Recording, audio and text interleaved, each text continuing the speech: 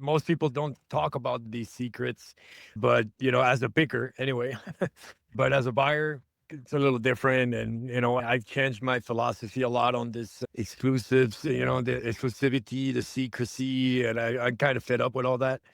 Anyway, so here's the secrets. While some of them are pretty known, it's just the time that the fire burned. That's a very important factor. If it burnt early in the summer, that's a no-go.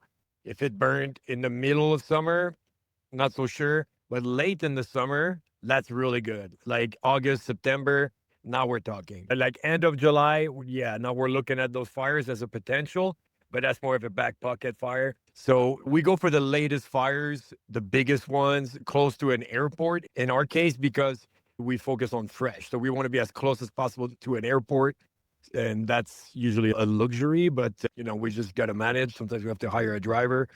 Yeah, so finding the fire is quite an art, and then we have to find the trees.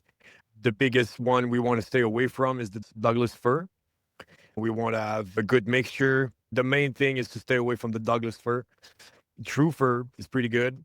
We want to go for elevation. That's the elevation factor is a big thing. We want a variety of elevation. We want plateaus. High elevation means it's going to end late, and low elevation means it's going to start early, obviously.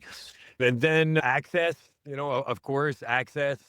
Sometimes there's just zero access. Like when I go up north, like in Yukon, or I've researched Alaska a lot. I've been wanting to go to Alaska for years, but every time there's massive fires over there, there's just no access. So either we have to go with helicopters or float planes, which I've done in the past. I've organized teams where we go like commando style, like, military style. It was pretty cool. We use nets with a sling, and we jump off the helicopters and we set up camps. And then we move the camp. We open up big, it's like 60 feet radius for the chopper to land if we need him to. Otherwise, he comes down with a sling. And then we bring out that we send the mushrooms on a big net, like a massive net.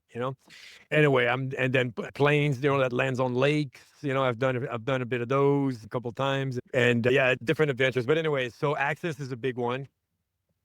We need to have the soil type. Soil types is very confusing. I'm not going to go too much in details, but we want the right snowpacks in the winter, like how much snow fell. On the average, is it like 100%? Is it 60%? This year, where we are, is 125%. So that's amazing. And then we want a little bit of rain before the season starts. And oh my God, I can just keep going.